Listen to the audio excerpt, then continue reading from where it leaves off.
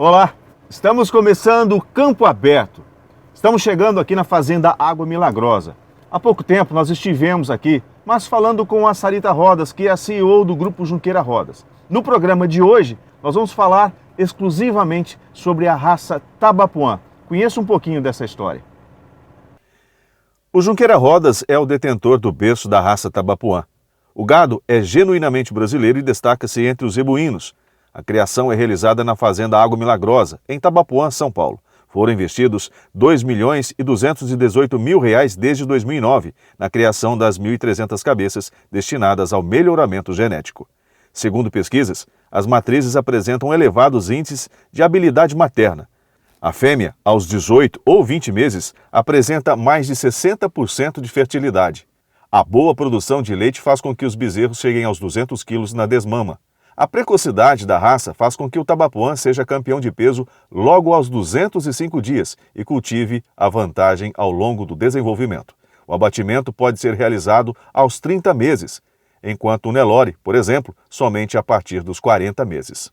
O excelente tratamento dado aos animais e as vantagens da raça fazem com que o Tabapuã do Grupo Junqueira Rodas conquiste inúmeros prêmios. Aqui na fazenda está localizada a maior sala de troféus do país. São 157 estatuetas conquistadas pelo Tabapuã em diferentes julgamentos. A Fazenda Água Milagrosa é sinônimo de Tabapuã. Quem vai nos receber aqui na Fazenda Água Milagrosa é o gerente de pecuária, o Paulo Henrique. E ele já está nos aguardando lá no escritório. Vamos para lá? Campo Aberto começa agora.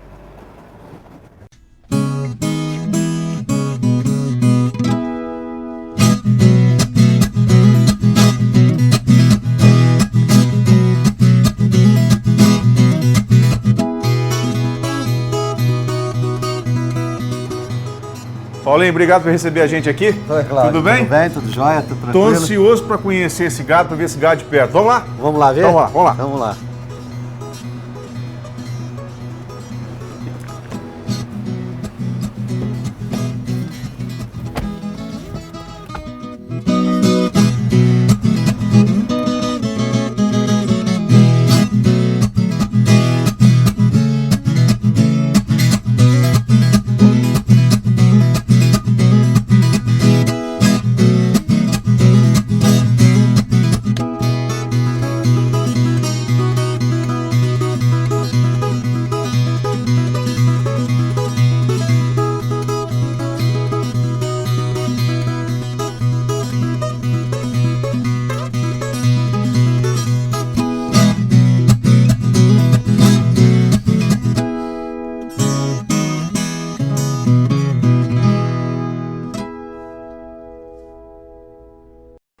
Pois bem, o Paulinho recebeu a gente lá no escritório e a gente chegou aqui agora para falar dessa raça. Olha, imagina você em 1940, né? Você não tinha tanta tecnologia, as notícias para chegavam assim, no lombo das mulas, né? Aí você tem uma ideia, você vê um potencial e acredita. Falei, não, eu vou desenvolver essa raça aqui porque, enfim, imagina só a trabalheira, como era difícil. Paulinho, nós estamos falando de 1942, aí começo, vamos falar do T0, né? Perfeito. Só para a gente fazer rapidamente explicar, porque o nosso objetivo é chegar no Urro, né? Que é o grande campeão, foi o grande campeão lá na Expo Zebu. Perfeito. Nós estamos falando de um período onde tudo era difícil. Você reproduzir uma genética, você tinha que esperar um ano. Hoje não, hoje tem a fertilização in vitro, você consegue acelerar muito, porém tem os prós e os contras. E a gente não chegou aqui à toa, foi uma determinação muito grande da família Ortemblat. Sem dúvida, sem dúvida. Como é que foi esse início, na tua opinião, na tua visão? Cláudio, assim, a gente não, que nem fala, nós não fazíamos parte dessa história nessa época, né? Nós viemos fazer parte dessa história a partir de 90.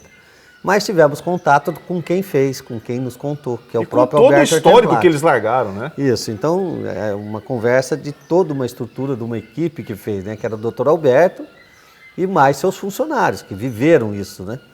Então foi muito bacana, porque isso nos conta, na década de 1940, uma pessoa que nem o Dr. Alberto ser visionário de tal forma de perceber que ele conseguiu fazer uma raça através de um indivíduo, que eu chamava o T0, chamo até hoje, de um Adão sem Eva. Ele olhou um boi, viu as características do boi, achou interessante. E falou, aqui tem algo importante. Isso, e ele teve essa sensibilidade de transformar isso em uma raça. Então, através desse animal, ele fez o cruzamento, estudou genética, era engenheiro, estudou genética e fez com que isso virasse, que nem você falou, né? Que acontecesse. O que ele fez? Ele pegou um touro que tinha características que, na visão dele, ia ser um grande reprodutor, que esse animal ia trazer pela sua conformação, pelo seu estilo, pelo seu tipo, animais que rendessem bem em termos de carne, em termos de rendimento de carcaça, que hoje a gente pensa muito mais, naquela época eles também pensavam. Então, a partir daí, ele pegou esse touro, cruzou com vacas semelhantes a ele, né? Fez um cruzamento entre essas vacas e esse touro, pegou as filhas desse touro, cruzou com o pai para fazer a genética em cima da consanguinidade. Por quê? Porque esse inbreeding, essa consanguinidade, ela coloca os mesmos genes, os genes afins, perto, juntos. Então, isso era muito importante, porque o que tivesse, se você tivesse algum problema, ele já demonstrava logo. E se você tivesse qualidade, já demonstrava logo. O que hoje é evitado foi necessário naquela época. Isso, e hoje não pode ser evitado. Para você manter essa genética, você tem que entender sobre esse acasalamento consanguíneo. Mas saber usá-lo, que foi o que o Dr. Alberto soube fazer. Então, o que ele aproveitou? Eu faço a consanguinidade, o que é bom, o que é ruim. Ele não pode ter dó. O que era ruim, ele descartava. Então, ele chegou a cruzar pai com filha, neta com avô. Daí para frente, que ele fixou essa consanguinidade, ele fez algumas parcerias para poder disseminar a quantidade, porque seleção é em cima de quantidade, é quantitativa. Se eu tiver 10 animais, para mim tirar 5 bons, é diferente de eu ter 1000 e tirar 5 bons. A minha probabilidade em cima da quantidade é muito maior. Então, o que ele fez? Ele buscava segurança mesmo, né? Isso, é estatisticamente correto. Ele é engenheiro, claro. Ele fazia a conta, a genética é conta. Acho que foi o grande diferencial dele foi ser engenheiro, né? Porque ele sabia da importância da estatística. Da estatística, certo? E desse grau de consanguinidade, da conta de consanguinidade, da conta de quantidade. E dali para frente ele começou a fazer parcerias, e nessas parcerias ele começou a formar famílias diferentes, que veio a formar a raça Tabapuã. Então, assim, a gente fica pensando como existiam cientistas, pessoas pensantes naquela época, assim, a necessidade de pensar, a curiosidade, como é bacana isso. Né? Hoje as pessoas parece que aprendem as coisas, né, lá na escola, mas depois não colocam em prática. E ele não. E ele, além de aprender as coisas, né, ter a experiência dele, ele colocava em prática, que era, a gente está falando, gente, numa quantidade muito grande de animais, a dificuldade logística imensa, né? Mesmo porque hoje você deslocar um animal de uma propriedade para outra a 200, 300 quilômetros, como era naquela época, estrada de chão, estrada de chão, tocado, né? Pois bem, mas o reconhecimento da raça não foi assim da noite para o dia, né? Não, com certeza não. Depois que ele conseguiu desenvolver esses animais, o Dr. Alberto, como um cientista, procurou apoio técnico. Então ele procurou apoio técnico do pessoal que hoje é a CAT, da Secretaria da Agricultura do Estado de São Paulo. Que teve um papel importante no reconhecimento oficial. Extremamente importante. Então, até mesmo no Ministério da Agricultura, pessoas técnicas, como antigamente tinha o Barson Vilares, tinha vários cientistas como ele, que vieram auxiliar, porque como ele era da área de engenharia, ele precisava de alguém que fosse da área biológica, daquele cara que estava acostumado a mexer com o animal. Que a conta 2 e 2 é 4, mas a conta no animal 2 e 2 não é 4. Exatamente. Né? E com isso, com esse apoio, ele conseguiu montar toda uma raça. Através do apoio do pessoal do Ministério da Agricultura, da Secretaria da Agricultura, dos técnicos, dos veterinários, dos zootecnistas, dos agrônomos. Aí sim ele conseguiu montar uma raça. E nessa montagem dessa raça que é bacana, né? Que você vê que na história vem mostrando como era o empenho desse pessoal, né? O acreditar, o estudar, o ler, né? Para poder se desenvolver e acompanhar, porque uma reprodução de um animal nasce, leva 9 meses para nascer, depois leva mais um ano para correr. Tinha que ser em tempo real, né? Tempo real, você não tinha uma fecundação in vitro, nada, então era uma dificuldade grande. Bom, tudo isso a gente a gente divide, né, o programa aqui em 2 fases. Essa fase, né, do início da raça com a família Ortemblar e depois a partir do momento que a família, o seu Fábio, né, passa a fazer parte dessa história. E é o que a gente vai conferir no próximo bloco. A gente vai falar como é que a família Zucchi Rodas dá sequência nessa história. Estamos de volta com o Campo Aberto aqui na sua TV Estilo. Se você tiver alguma dúvida, quer mandar um e-mail para a gente, claudio@jornalcampoaberto.com. Mande sua dúvida, passe a sua sugestão de pauta. A gente vai atender, tá bom? Muito bem. Paulinho, aí o Sr. Fábio Zucchi Rodas entra nessa história, né? Isso foi em 2005. 2005. E ele assumiu um compromisso moral, né? Fez um acordo de cavalheiros com o Dr. Carlos, né? De dar sequência nesse trabalho. E isso, pelo jeito, foi cumprido ao pé da letra, né? É que nem a gente fala, está sendo cumprido ainda, inclusive pela família Rodas, né? Pelo grupo Junqueira Rodas. Então, essa transição, quando o seu Fábio entrou, ele tinha esse compromisso com o Carlos Arthur de dar sequência ao trabalho, à raça, à divulgação e etc. E a gente percebeu que, além dele ter o compromisso, o que aconteceu? Ele gostou. É fascinante mesmo. Porque ele também era um visionário. Ele também construiu muita coisa. Não na área de pecuária, mas na área de agricultura. Então, isso para ele era como se fosse natural. Ele iria gostar do mesmo jeito, quer dizer. Então, foi uma coisa, um compromisso que parecia muito formal, mas não foi, foi extremamente natural. E seu Fábio continuou fazendo o mesmo trabalho e desenvolvendo cada vez mais, exigindo da gente cada vez mais, para que esse trabalho continuasse no mesmo nível. E a gente sabe que quando a gente está num determinado nível, para subir um degrauzinho é bastante difícil. E depende muito do apoio deles. Porque são o nosso aporte, né? Então você pega o Grupo Junqueira Rodas, no comando da Dona Tereza, da Sarita, da família toda, eles nos dão essa oportunidade e tem interesse de que isso continue. E isso vem do Fábio Rodas. Esse interesse do seu Fábio que, num primeiro momento, parecia um compromisso e que depois virou uma paixão. Uma paixão tranquila e ele trocou. Agora, é importante também as pessoas entenderem que tudo aqui demanda tempo. Perfeito. E que o grupo, né, o gestor do grupo, tem que compreender também que esse tempo ele se faz necessário para que você consiga superar dificuldades que vem no dia a dia, né? De repente você deposita uma confiança, bom, aquele cruzamento com tal boi, com tal vaca vai surgir, de repente pode não ser aquilo tudo, exatamente, como pode te surpreender, né? Exatamente, esse é o nosso dia a dia. É o dia a dia. E a partir do momento que o grupo entende isso, e esse aporte acontece, você consegue aqui, dentro do seu dia a dia, no manejo aqui, junto com a sua equipe, dar sequência a esse trabalho. Agora, do T0 até o urro, muito chão aí. Muito chão, muito chão. Nós estamos falando de quantos animais aí, aproximadamente? É difícil, hein? Mais de 1000 animais, com certeza. Você vê, quando muito mais, porque pela numeração, o seu Fábio de 2005 até agora já está com mais de 5.000 animais nascidos. Agora você imagina de 1940 para cá, então se a gente botar aí 30 anos, 5.000 cada... Vamos botar 1.000 por ano. São mais de 30, 40 mil animais para chegar do T0 ao urro. Agora, hoje o Tabapuã não está mais aqui só no Brasil, ganhou o mundo. Ganhou o mundo. O Tabapuã hoje está sendo exportado para o México, foi exportado para a Argentina, para a Bolívia, para a África do Sul. A Argentina acho que foi o primeiro comprador, A Argentina foi um dos primeiros, depois a gente teve um pessoal da Bolívia, que é o Cava, que comprou bastante também, e agora temos exportado para o México.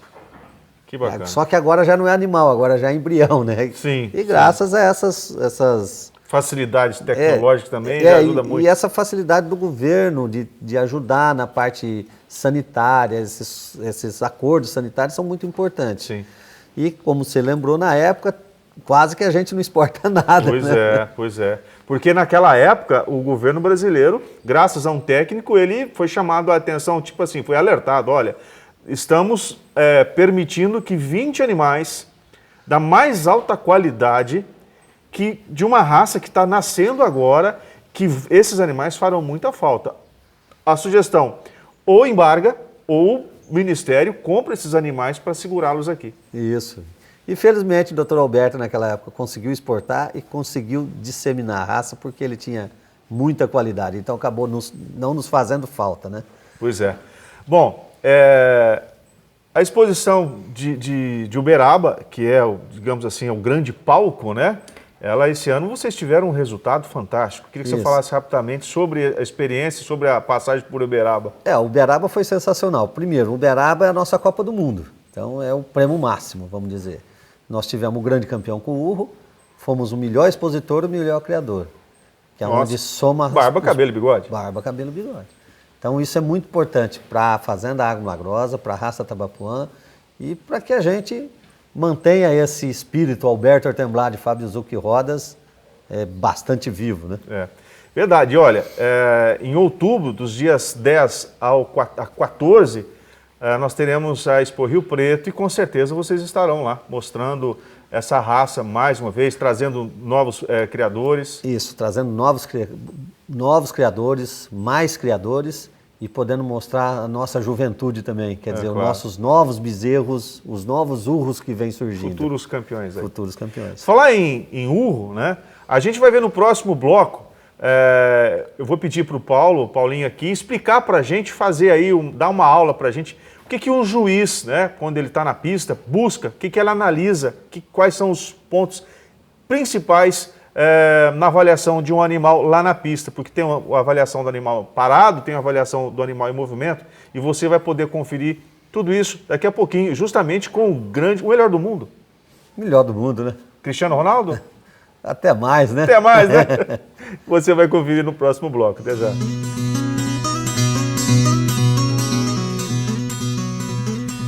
Bem, a gente terminou o segundo bloco falando do que um juiz busca quando ele está fazendo aquela avaliação na pista, né? Quando ele põe um animal para andar na pista. E a gente vai aproveitar o urro para demonstrar, porque o urro fez barba, cabelo e bigode na exposição lá em Uberaba. Paulinho, em primeiro lugar, parabéns, né, pela conquista desse animal que é o melhor do mundo, né? Isso. Agora, quando esse animal está na pista, que ele está andando ali, e os juízes, né, isso em qualquer raça, em qualquer exposição, ele faz aquela avaliação, né, e ele fica olhando até de forma metódica, mas com muita atenção a cada detalhe do animal. O que ele está buscando quando ele está fazendo isso? Ele busca vários detalhes, certo? Então, um juiz, quando vai começar um julgamento, a primeira coisa que ele faz é fazer uma avaliação do animal em movimento, para você avaliar os aprumos em movimento. Por quê? Um animal, para fazer um enxerto, para cobrir, para sobreviver, para pastar, precisa ser um animal que tenha os aprumos corretos, porque ele vai conseguir se movimentar bem. Ele não é um animal estático. Entendi. Ele tem que andar. Entendi. E a hora que tem que andar, ele tem que ter os aprumos corretos. É como um jogador de futebol precisa ter resistência, precisa ter todos os aprumos corretos, senão ele não joga a bola. Ele não precisa aparecer, ele tem que ser, né? Tem que ser. Então, primeira avaliação que a gente faz, a avaliação dos aprumos em movimento. Então a gente olha ele andando de frente, de lado e avaliamos qual a posição dos aprumos. Certo. Depois dele em movimento a gente para. Na hora que para, a gente começa a analisar a primeira coisa, mantemos a avaliação nos aprumos. Aí a gente olha o aprumo dianteiro e o aprumo traseiro. Ah, mas como que ele tem que estar? Ele tem que ter um aprumo correto, Cláudio. O que é um aprumo correto? A hora que você olha de lado ele aqui, a gente tem uma linha imaginária que ele sai do pé da paleta junto com o cupim e desce certinho. Certo. Certo? A perna tem que ter aquela pequena angulação que é o movimento que o boi tem no jarrete. Certo. Depois a gente faz uma avaliação dele de frente, para ver se ele tem abertura de peito, ele tem os aprumos dianteiros abertos, a mão ele pisa largo, certo? Depois nós fazemos uma avaliação dele no aprumo traseiro, como também ele tem que ter um posicionamento de aprumo traseiro batendo com o da frente. Eles têm que estar alinhados. Certo. Bom, você avaliou o problema de aprumo, nós vamos passar para as partes raciais. Ok. Então na parte racial o que envolve? Formato de crânio, que no caso do Tabapuã tem que ser ogival. Certo. Formato de orelha Ok. que ela tem que ser de tamanho médio, com a leve reentrância na borda inferior. Uhum. Depois nós vamos para a pelagem. Ele tem que ter os cílios pretos, os olhos pretos, espelho nasal preto, casco preto, vassoura da cauda preta. Aí nós vamos para a pelagem. Ele tem que ser branco com a pele escura, para poder refletir Sim. calor. Ah, porque esse macho tem a frente um pouco mais Esfumaçada. escura, digamos. esfumaçada. Por quê? Isso já é uma característica sexual masculina. É como se a gente tivesse que ter pelo no peito, Ah, entendi. barba, Certo. tá? Depois que você analisou essa parte racial, o animal está dentro de um padrão racial, aí você vem avaliar a parte de desenvolvimento do animal. Então você vem na cara dele, um animal para ganhar peso ele precisa ter a boca larga, ele precisa abocanhar bastante capim na boca. Então ele tem que ter o chanfro curto e a boca larga. Entendi. Aí ele tem que ter uma abertura de peito grande, porque ele tem que ter o pulmão largo, o estômago largo, para caber mais comida, então, e respirar bem. Bom, então a gente já começou a avaliar o que ele vai ter de funcionalidade. Outro aspecto, a gente tem que analisar ele de lado, ele tem que ter uma proporção. Para o animal ser pesado, ser comprido e ter qualidades, ele tem que ter uma proporção de comprimento, altura e largura de dorso-lombo e comprimento de costela. Então ele tem que ter um equilíbrio, ele tem que ser um caixote, que nem a gente diz aqui. Então a gente analisa um animal equilibrado. Ele tem que ter essa harmonia, né? Ele tem que ter essa harmonia. Então um animal equilibrado ele tem que ter o quê? A costela basicamente do mesmo tamanho do vazio substernal. Até o chão. Isso, então é 50-50 que é o ideal. Ok. O animal tem que ter um comprimento para as peças serem maiores. Então ele sai da ponta da paleta e ele tem que ser comprido. Certo. Tudo isso proporcional à idade, certo? Porque a gente julga diversas idades. Mas, então você olha o comprimento do animal.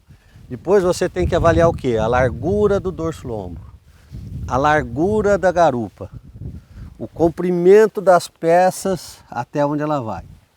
Daí você fala, mas por que tudo isso? Isso tudo é porque é o rendimento de carcaça dele que vai valer. Que é o que o produtor, o pecuarista busca. É onde dá dinheiro para ele. Exatamente. Onde dá peso. Exatamente. Às vezes você tem um animal muito alto, muito estreito. Ele dá peso, mas não dá rendimento. Ele tem muito osso. Às vezes você tem um animal muito baixo, costeludo, mas curtinho. Parece que ele vai pesar muito, não pesa, pesa um pouco menos. Uhum. Então esse equilíbrio é o ideal. No final das contas, o que importa é o resultado final. É Ou o seja, ele tem resultado que ser uma final. carcaça grande, que tenha boa capacidade de rendimento e proporciona também, de repente, um armoreio melhor, assim, digamos. Isso dizer. aí o que acontece? Ele tem um rendimento de peças melhor. Aham. A questão do marmoreio e a gordura, etc., é o tempo de acabamento, porque você tem 4 situações, vamos dizer. Primeiro, a situação que nasce é o sistema nervoso. Sim. Quando você está como feto ainda aparece o sistema nervoso. Aí o bezerrinho cresce o músculo, o osso, tudo, formou o bezerrinho, ele nasceu. Primeira coisa que se desenvolve, toda a sua energia vai para o seu crescimento, então vai para a parte óssea. A hora que você para de crescer, você começa a criar musculatura. E a hora que você para de vez, que ele depõe gordura. Então a deposição de gordura nos animais é a última fase. São essas 4 fases. Certo? Então, o que é o ideal? Um animal que chegue ao ponto de abate, que tenha crescido o suficiente, que tenha as peças pesadas, que tenha as características de rendimento boa e que tenha um acabamento de gordura ideal. Então nós precisamos que isso seja o mais rápido possível. Então nós procuramos um animal equilibrado para que ele chegue o mais rápido possível a isso. Certo? E num sistema de pasto, que é o que temos hoje no Brasil. Então a gente trabalha pensando no sistema de pasto. Claro que existem os confinamentos, que adianta, só que aí outro detalhe. Para o acabamento, né? Isso, então todo animal que é bom de pasto é bom de coxo. Não adianta falar, não, um animal que engorda no pasto, no coxo então é muito mais rápido. Certo? Porque ele não vai ter que andar, ele vai ter um processo mais rápido, né, de alimentação. Depois que o juiz avaliou tudo isso, ele vai avaliar as peças dos animais. Quer dizer, ele não pode ter mais frente do que traseiro. Ele não pode ser, que nem a gente chama leonino, ele tem muita frente e pouco traseiro. Ele tem que ser proporcional. Proporcional, porque senão as carnes de primeira estão lá. Certo. Aqui nós temos as carnes mais valorizadas e aqui as que são menos valorizadas do mercado. Mas isso não quer dizer que o boi seja de segunda, de primeira, não. O boi tem que ser de primeira, de como um todo. Senão você não consegue fazer. Exatamente. De segunda é tudo de segunda. Exatamente. O boi de primeira tem alguma coisinha. E a questão de carne, é claro, tudo uma questão de saber fazer. Claro. Né? Claro. Se você souber fazer uma sopa bem feita, você vai usar o músculo. Exatamente. Você não vai usar a picanha para fazer uma sopa bem feita. Talvez a picanha estraga a sopa. É verdade. Né? Porque você vai fazer ali e faz errado. Bom, já deu para perceber que realmente se trata de um animal excepcional, de uma raça fabulosa, né? O que ela tem é um animal precoce. As fêmeas têm uma aptidão, né, materna muito grande. E o grande detalhe é que tudo isso, gente, se trata de uma raça genuinamente brasileira, criada aqui. Na nossa região. Na nossa região. E ao longo de toda essa trajetória, muita pesquisa, um trabalho árduo, porque nós estamos falando de um trabalho que começou lá em 1940, 42 e que termina aqui, né? Essa fase, não que ela termina, mas ela veio até hoje. E é uma raça que tem um valor muito grande. Ela vem de encontro às necessidades do pecuarista. E é uma raça que fez muita história, mas vai continuar fazendo. Graças ao quê? Ao trabalho, à dedicação, o investimento que é feito, principalmente aqui nesse berço, o berço da raça Tabapuã, a fazenda Água Milagrosa, hoje comandada aí pelo Grupo Junqueira Rodas. Paulinho, olha, muito obrigado por receber a gente aqui. A gente teve aí um terceiro bloco um pouquinho maior do que normalmente a gente tem no programa, mas é muita informação, as informações são essenciais para que você possa compreender o valor dessa raça. Obrigado, parceiro. Obrigado, Cláudio.